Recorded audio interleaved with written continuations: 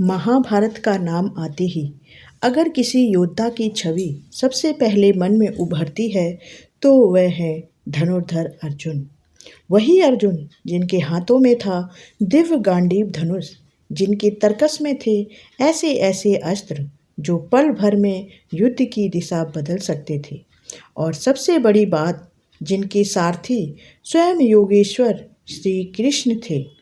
अब जरा सोचिए, जिस योद्धा के साथ स्वयं भगवान श्री कृष्ण खड़े हों, जिसे संसार का सर्वश्रेष्ठ धनुर्धर कहा जाता हो, जिसे देवता, दानव और महारथी तक हल्के में लेने की भूल न करते हों, क्या उसे भी कोई हरा सकता था? जी हाँ, पहली नज़र में आपका जवाब होगा नहीं।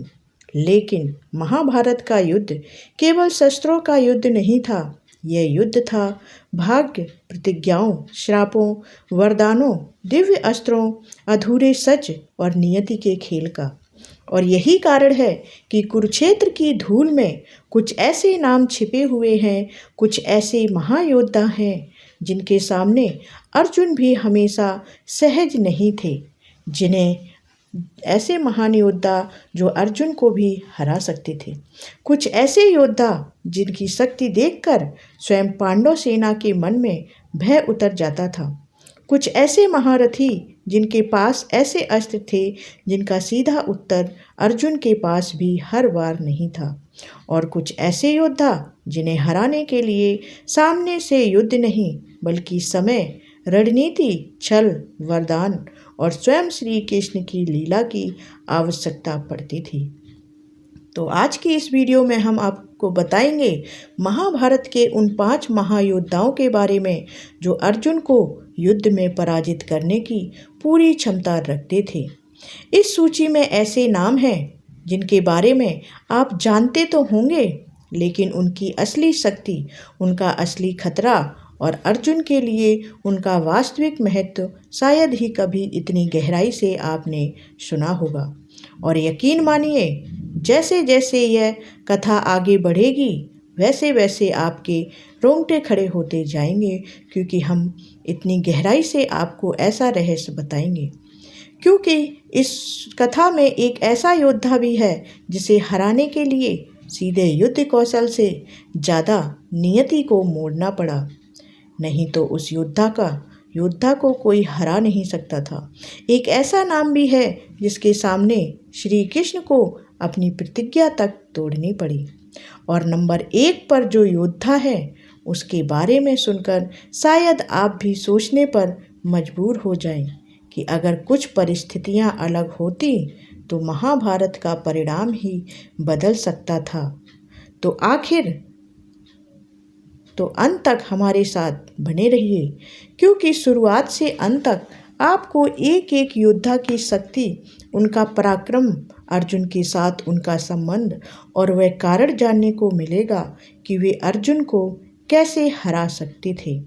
और वीडियो के अंत में आपको एक ऐसी बात पता चलेगी, एक ऐसा रहस्य आपको पता चलेगा जिससे आपके होश उड़ सकते हैं।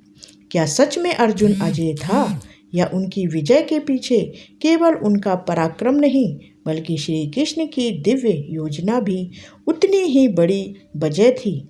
तो चलिए जानते हैं, बिना देर किए हुए शुरू करते हैं महाभारत के 5 ऐसे योद्धाओं की कहानी जो अर्जुन को युद्ध में हरा सकते थे। तो नंबर 5 पर आते हैं अश्वत्थामा।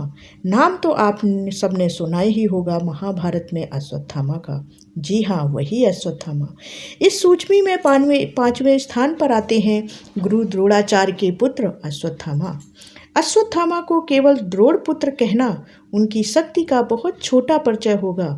वे उन योद्धाओं में से थे जिनका नाम सुनते ही युद्ध भूमि का वातावरण बदल जाता था। उनके भीतर केवल युद्ध कला नहीं थी, उनके भीतर था प्रतिशोध का ज्वालामुखी, तप की अग्नि और एक ऐसा क्रोध जो यदि नियंत्रण से बाहर हो जाए तो पूरी सेना पर प्रलय बनकर टूट पड़े। कहा जाता है कि अश्वत्थामा भगवान शिव के अंश माने जाते थे। जन्म से ही उनके माथे पर एक दिव्य मणि विराजमान थी।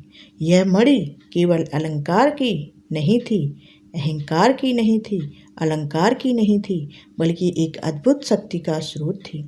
इसके कारण उन्हें भूख, प्यास, रोग, भय और कई प्रकारों के संकटों से रक्षा प्राप्त होती थी उस मणि के कारण।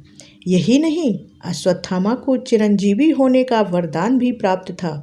सोचिए, युद्ध भूमि में सामने ऐसा योद्धा खड़ा हो जिसे मृत्यु का भय ही ना हो, जो क्रोध में अपनी सीमाएं भूल जाए और जिसके पास दिव्य अस्त्रों का भंडार हो, तो वह कितना भयानक होगा। अश्वत्थामा केवल बलशाली ही नहीं थे, वे अत्यंत उच्च कोटि के अस्त्रविद भी थे। उनके पास नारायण अस्त्र, ब्रह्मास्त्र जैसे महाभयानक अस्त्रों का ज्ञान था। नारायणास्त्र ऐसा अस्त्र था जो सामने वाले के प्रतिरोध के अनुसार और भी प्रचंड हो उठता था, और ब्रह्मास्त्र, उसका नाम ही पर्याप्त है यह समझने के लिए कि वह संपूर्ण विनाश की क्षमता रखता था।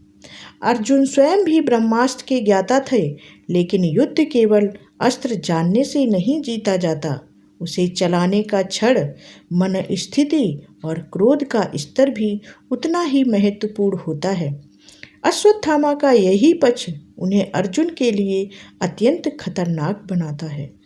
महाभारत के युद्ध के बाद का वह भयानक प्रसंग याद कीजिए, जब दुर्योधन के पतन के बाद अश्वत्थामा प्रतिशोध की आग में जल उठे। उसी रात के अंधेरे में वे पांडव शिविर में घुसे और ऐसा संहार किया कि पूरा वातावरण रक्त और चीखों से भर गया। यह घटना केवल उनके क्रोध का उदाहरण नहीं थी, बल्कि इस बात का संकेत थी कि यदि अश्वत्थामा पूरी तरह उन्मुक्त होकर युद्ध भूमि में उतरते तो उन्हें रोकना कितना कठिन होता। वे युद्ध के नियमों, दया, संतुलन और मर्यादा से भी परे जा सकते थे, और यही चीज उन्हें सामान्य योद्धा से अलग करती है।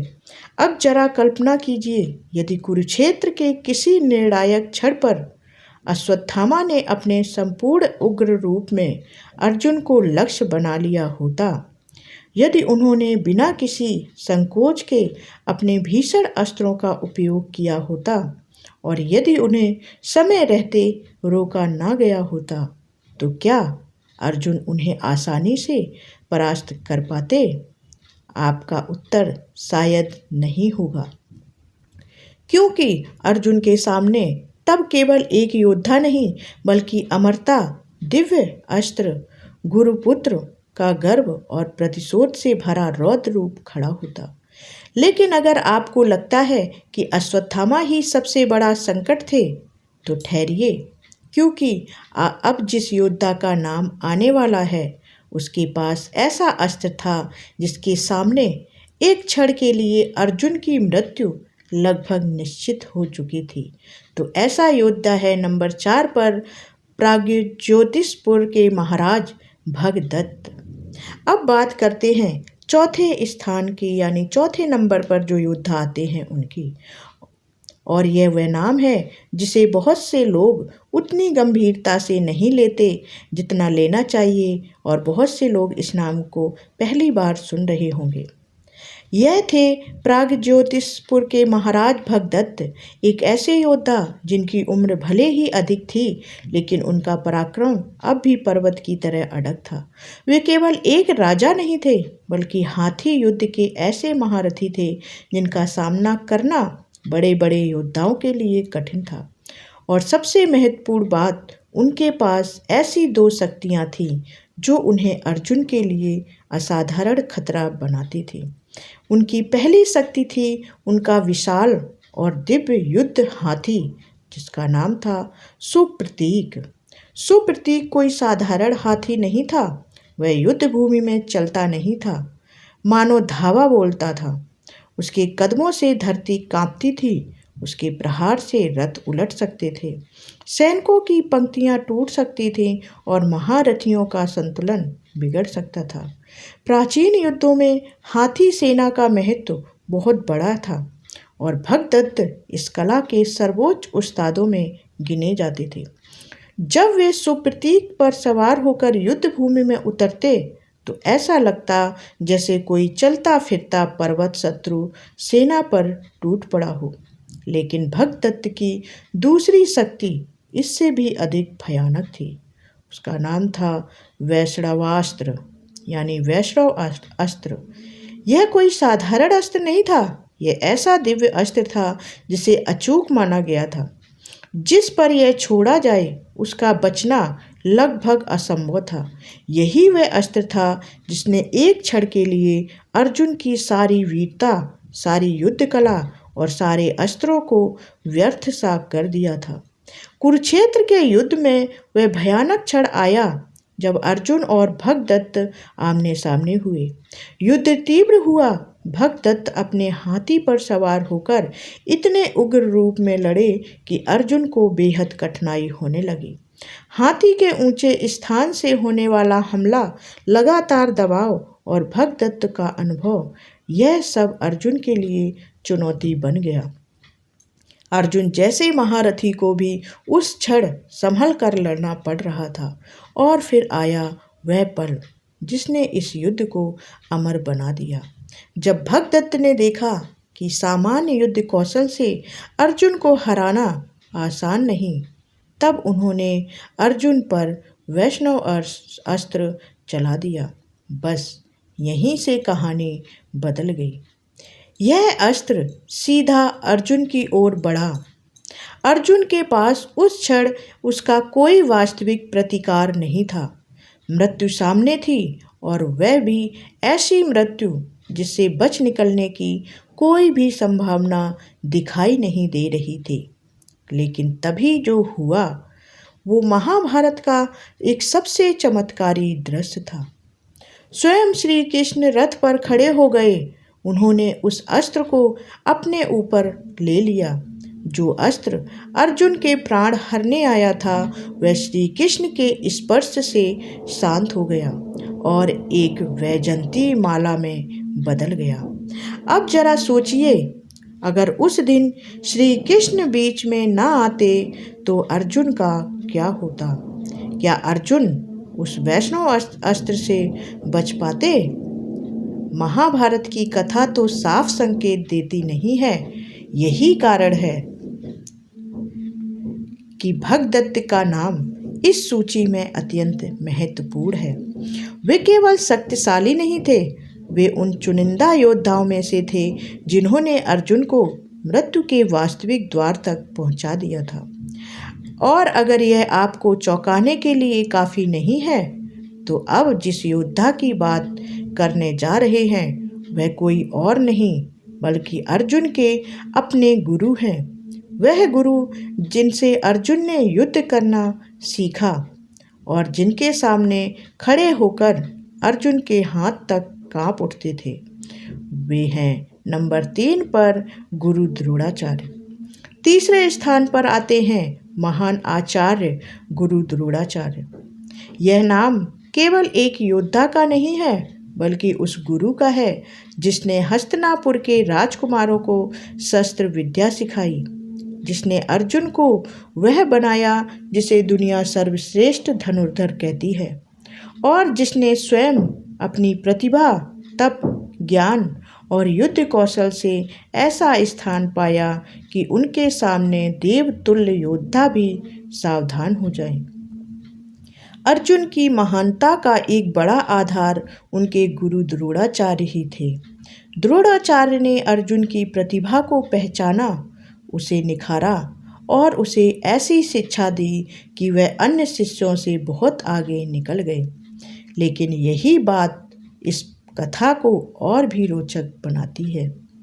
जिस गुरु ने अर्जुन को सब कुछ सिखाया, अगर वही सामने शत्रु बनकर खड़ा हो जाए तो क्या अर्जुन उसे हरा सकते हैं? द्रोणाचार्य केवल एक उत्कृष्ट धनुर्धर नहीं थे, वे दिव्य अस्त्रों के महान ज्ञाता, रणनीति के महारथी और युद्ध रचना के अद्वितीय आचार्य थे। वे जानते थे कि किस योद्धा को कैसे रोकना है, किस अस्त्र का उत्तर किस अस्त्र से देना है और कब कौन सी व्यूह रचना शत्रु को तोड़ सकती है। उनकी सबसे बड़ी ताकत केवल उनका धनुष नहीं था, उनकी सबसे बड़ी ताकत था उनका ज्ञान, और ज्ञान से लैस योद्धा अक्सर केवल बलशाली योद्धा से अधिक खतरनाक होता है। कुरुक्षेत्र के युद्ध में जब द्रोणाचार्य कौरव सेना के सेनापति बने, तब उनका प्रचंड रूप देखने को मिलता है। वे अकेले ही पांडव सेना पर भारी पड़ने लगे। उनका वेग, उनका निशाना, उनकी रणनीति, सब कुछ इतना सटीक था कि पांडवों के लिए उन्हें रोकना अत्यंत कठिन हो गया। उन्होंने चक्रव्यूह जैसी भयानक युद्ध रचना की, जिसे भेदना सामान्य योद्धा के बस की बात ही नहीं थी। अर्जुन भले ही इसे भेदना जानते थे, लेकिन युद्ध भूमि में हर क्षण अर्जुन वहां मौजूद नहीं हो सकते थे, और यही द्रोणाचार्य की रणनीति शक्ति थी। अब सबसे महत्वपूर्ण बात, द्रोणाचार्य अर्जुन के गुरु थे। वे अर्जुन की शैली जानते थे। वे जानते थे कि अर्जुन कब कौन सा अस्त्र चलाना पसंद करेंगे, किस परिस्थिति में कैसे प्रतिक्रिया देंगे, उनकी गति क्या है, उनकी सोच कैसी है। यानी जहां बाकी योद्धा अर्जुन का सामना केवल सामने खड़े होकर करते, वहीं द्रोणाचार्य अर्जुन को अंदर तक पढ़ सकते थे। वे अर्जुन के बारे में सब कुछ जानते थे। यह लाभ किसी भी युद्ध में बहुत बड़ा होता है। महाभारत में कई प्रसंग संकेत देते हैं कि जब तक द्रोणाचार्य के हाथ में शस्त्र थे, उन्हें पराजित करना लगभग असंभव था। पांडव भी यह समझ चुके थे कि यदि द्रोणाचार्य इसी प्रकार युद्ध करते रहे तो वे पांडव पक्ष का भारी विनाश कर देंगे। लेकिन ध्यान दीजिए, द्रोणाचार्य को युद्ध भूमि में परास्त करने के लिए सीधा युद्ध करना पर्याप्त नहीं था। वो युद्ध से हार ही नहीं सकते थे। उन्हें रोकने के लिए एक योजना बनानी पड़ी। एक ऐसा मानसिक आघात देना पड़ा जो उनके हाथों से शस्त्र छुड़वा दे। जब युधिष्ठिर से कहलवाया गया कि अश्वत्थामा हताः, यानी तब यह आधा सच आधा छल और पूरा रणनीतिक प्रहार था। युधिष्ठिर ने कहा कि अश्वत्थामा मारा गया। द्रोणाचार्य ने जब यह सुना कि उनका पुत्र अश्वत्थामा मर गया तो उनका मन टूट गया। उन्होंने शोक में अपने अस्त्र त्याग दिए, ध्यान में बैठ गए, और तभी उनका वध संभव हो पाया। यह प्रसंग, यह कथा बहुत कुछ कह देती है। यदि द्रोणाचार्य को सीधे रणभूमि में पूर्ण शक्ति और जागृत मना स्थिति में हराना संभव होता, तो पांडवों को ऐसा उपाय क्यों करना पड़ता, क्यों वो उनके साथ छल करते। यही कारण है कि द्रोणाचार्य इस सूची में तीसरे स्थान पर हैं जो अर्जुन को हरा सकते थे। वे अर्जुन से कम नहीं थे, बल्कि कई अर्थों में अर्जुन पर भारी पड़ सकते थे, क्योंकि वे अर्जुन के गुरु थे। अर्जुन के शस्त्रों का रहस्य जानते थे और ज्ञान, अनुभव तथा दिव्य अस्त्रों के मामले में अत्यंत ऊंचे स्तर पर थे। लेकिन अगर आपको लगता है कि गुरु द्रोणाचार्य से बड़ा खतरा कोई नहीं, तो अब जिस योद्धा की बात होगी उसके सामने स्वयं श्री कृष्ण को अपनी प्रतिज्ञा तक भूलनी पड़ी। जी हाँ, नंबर 2 पर आते हैं गंगापुत्र भीष्म पितामह। दूसरे स्थान पर हैं गंगापुत्र प्रतिज्ञा पुरुष भीष्म पितामह। महाभारत का एक ऐसा नाम जिसके सामने केवल योद्धा ही नहीं, पूरा इतिहास सिर झुकाता है। भीष्म केवल कौरव पक्ष के सेनापति नहीं थे, वे कुरु वंश की रीढ़ थे, हस्तिनापुर की आत्मा थे और ऐसे महारथी थे जिनका युद्ध कौशल, संयम, प्रतिज्ञा और पराक्रम अद्वितीय था। भीष्म पितामह को उनके पिता शांतनु से इच्छा मृत्यु का वरदान प्राप्त था। इसका अर्थ था कि जब तक वे स्वयं न चाहे, तब तक मृत्यु भी उनका कुछ नहीं बिगाड़ सकती थी। अब जरा सोचिए, सामने ऐसा योद्धा हो जो केवल बलशाली ही ना हो, बल्कि जिसे मृत्यु भी उसकी इच्छा के बिना स्पर्श ना कर सके, तो उसे हराना कितना कठिन होगा। भीष्म ने उनके भीष्म ने अनेक महान गुरुओं से शिक्षा प्राप्त की थी। वे ऐसे योद्धा थे जिन्होंने भगवान परशुराम जैसे महाबली से भी युद्ध किया और अपनी क्षमता का लोहा मनवाया। उनके अनुभव के सामने अधिकांश योद्धा छोटे पड़ जाते थे। वे केवल शस्त्र नहीं चलाते थे, वे युद्ध की धड़कन समझते थे। कब कौन सा वार करना है, किसे कैसे रोकना है, सेना को कैसे संचालित करना है, भीष्म इन सब में अनुपम थे। कुरुक्षेत्र युद्ध के शुरुआती दिनों में उनका प्रचंड रूप देखने को मिला। उन्होंने पांडव सेना में ऐसा हाहाकार मचाया कि चारों ओर भय का वातावरण फैल गया। पांडव पक्ष के बड़े बड़े योद्धा भीष्म के सामने टिक नहीं पा रहे थे। लेकिन सबसे निर्णायक दृश्य वह था जब अर्जुन स्वयं भीष्म के सामने पड़े। अर्जुन जैसा महारथी, जिसे संसार सर्वश्रेष्ठ धनुर्धर मानता था, भीष्म के सामने पूरी सहजता से नहीं लड़ पा रहे थे। इसका एक ही कारण भावनात्मक भी था। भीष्म उनके पितामह थे, पूज्य थे, लेकिन केवल यही कारण नहीं था। असली कारण था भीष्म का युद्ध कौशल, उनका वेग और उनका प्रचंड आक्रमण। युद्ध के 9वें दिन भीष्म का रौद्र रूप चरम पर पहुंच गया। वे अर्जुन के बाणों को बीच आकाश में काट रहे थे। उनके प्रहारों से अर्जुन का रथ डगमगाने लगा। अर्जुन पूरी शक्ति से लड़ रहे थे, पर भीष्म का वेग कम होने का नाम ही नहीं ले रहा था। ऐसा लग रहा था मानो पितामह के सामने अर्जुन की गति रुक गई हो। और फिर आया वह दृश्य जिसे महाभारत के सबसे तीव्र क्षणों में गिना जाता है। अपने प्रिय अर्जुन को संकट में देखकर श्री कृष्ण क्रोधित हो उठे। उन्होंने युद्ध से पहले प्रतिज्ञा की थी कि वे शस्त्र नहीं उठाएंगे, वे केवल सारथी रहेंगे। लेकिन जब उन्होंने देखा कि भीष्म के सामने अर्जुन की स्थिति लगातार कठिन होती जा रही है, तो उनका धैर्य टूट गया। वे रथ से कूद पड़े, रथ का पहिया उठाया और भीष्म की ओर दौड़ पड़े। ध्यान दीजिए, यह केवल एक भावनात्मक क्षण नहीं था, यह उस सत्य का प्रमाण था कि भीष्म पितामह उस समय अर्जुन पर इतना भारी पड़ रहे थे कि स्वयं श्री कृष्ण को हस्तक्षेप करना पड़ा।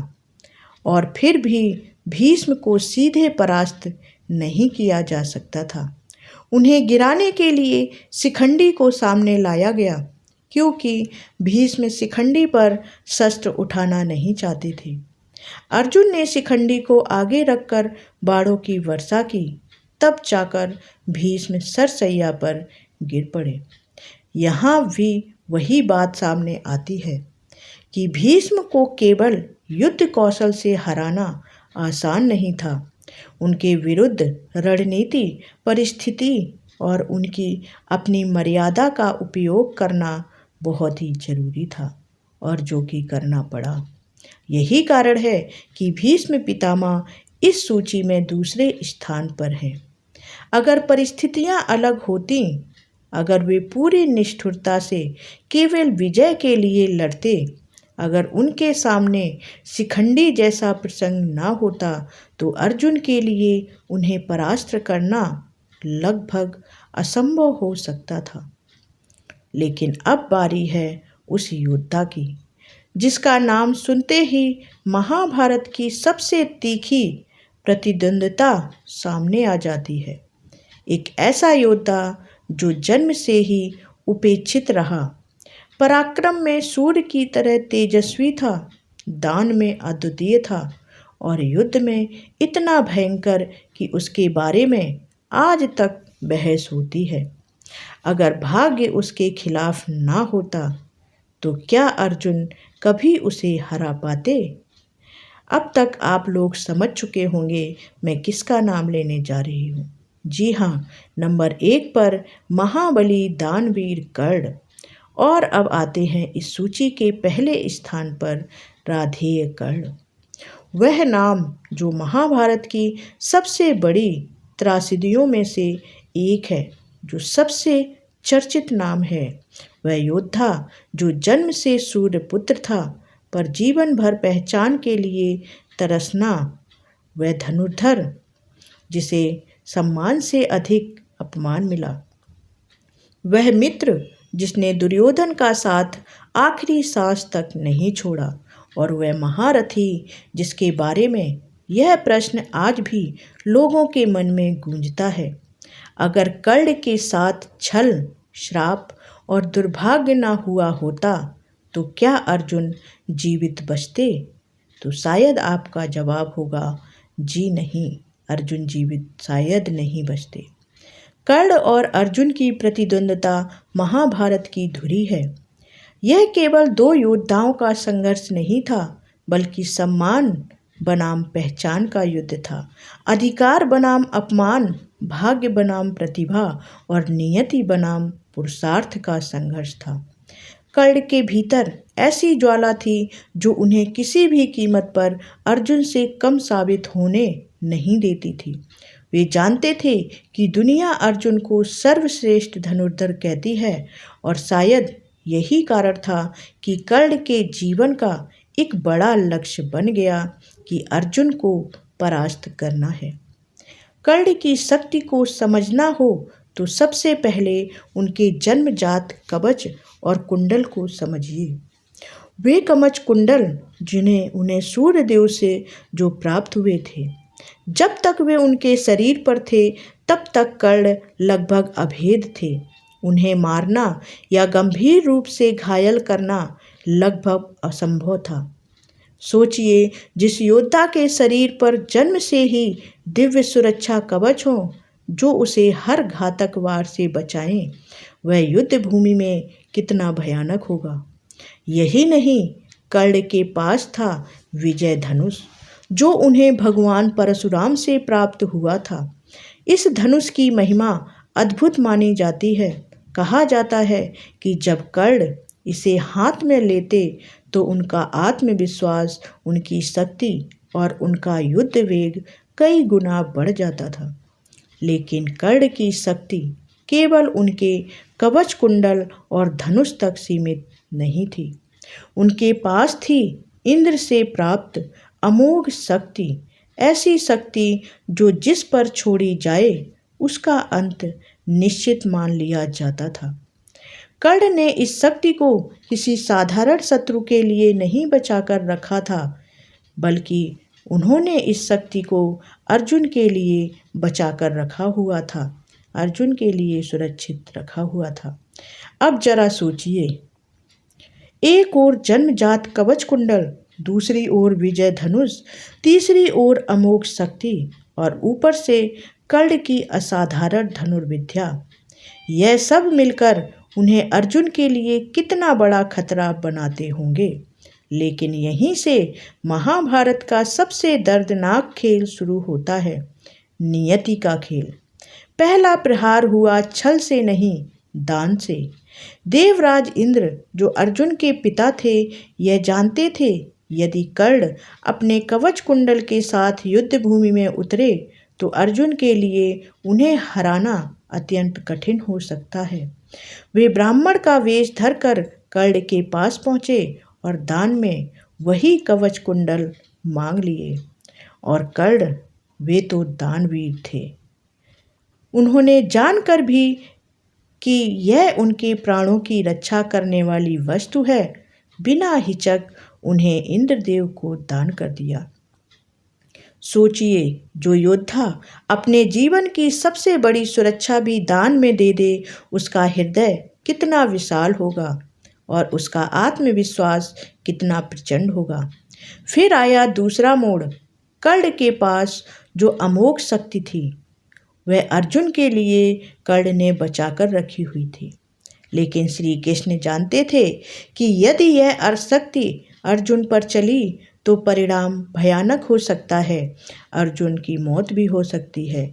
इसलिए उन्होंने युद्ध भूमि में ऐसी परिस्थिति बनाई कि कर्ण को वह शक्ति घटोत्कच पर चलानी पड़ी। घटोत्कच का वध हुआ, लेकिन उसी क्षण अर्जुन पर मंडराता सबसे बड़ा खतरा भी टल गया।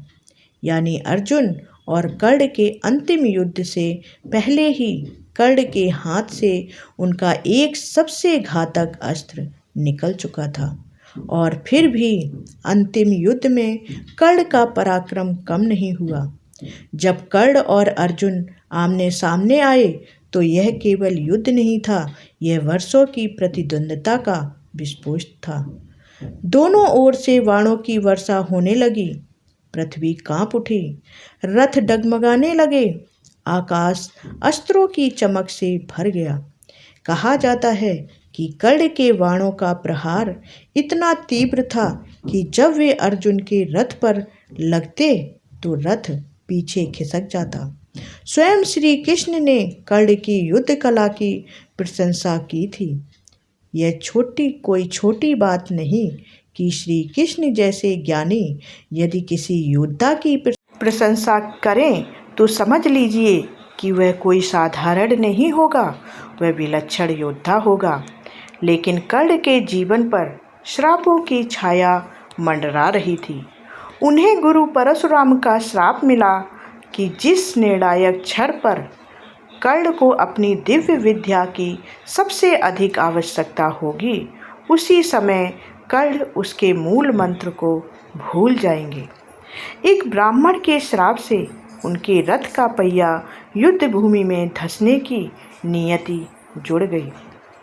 और भाग्य का क्रूर खेल देखिए, यही सब अंतिम युद्ध में हुआ। निर्णायक क्षण पर कर्ण का रथ का पहिया धरती में धंस गया और वे उसे निकालने लगे। उसी समय उनके दिव्य अस्त्रों के मंत्र भी कर्ण को याद नहीं आ रहे थे, क्योंकि परशुराम ने उन्हें श्राप दिया था। उन्होंने धर्म की बात कही, नियमों की बात कही और अर्जुन से थोड़ी प्रतीक्षा करने को कहा। लेकिन श्री कृष्ण ने अर्जुन को स्मरण कराया कि अभिमन्यु की हत्या के समय धर्म कहाँ था, द्रौपदी के अपमान के समय धर्म कहाँ था। और फिर श्री कृष्ण के कहने पर अर्जुन ने कर्ण पर बाण छोड़ दिया। कर्ण धराशायी हो गए। अब सबसे बड़ा प्रश्न यही है कि अगर कर्ण के कवच कुंडल उनके पास होते, अगर अमोघ शक्ति उनके पास बची होती, अगर परशुराम का श्राप ना होता और अगर रथ का पहिया ना धंसता, अगर निर्णायक क्षण पर वे अपने मंत्र को ना भूलते, तो क्या अर्जुन उन्हें कभी हरा पाते? तो शायद आपका उत्तर होगा नहीं। यही वह प्रश्न है जो कर्ण को इस सूची में पहले स्थान पर लाके खड़ा करता है, क्योंकि इन पांचों योद्धाओं में यदि किसी के पास अर्जुन को हराने की सबसे अधिक वास्तविक संभावना, क्षमता, कौशल और अवसर था, तो वह निसंदेह कर्ण थे। और अब आप कमेंट में ज़रूर बताएं कि आपके अनुसार इन पांचों में से अर्जुन के लिए सबसे खतरनाक योद्धा कौन था। कमेंट हमें ज़रूर करें। अगर आपको यह जानकारी रोचक लगी हो तो वीडियो को लाइक ज़रूर करें, चैनल को सब्सक्राइब कर लीजिए और बेल आइकन ज़रूर दबा लीजिए, क्योंकि अगली वीडियो में हम लेकर आएंगे महाभारत का एक और ऐसा ही रहस्य जो शायद आपको आज तक नहीं सुना होगा।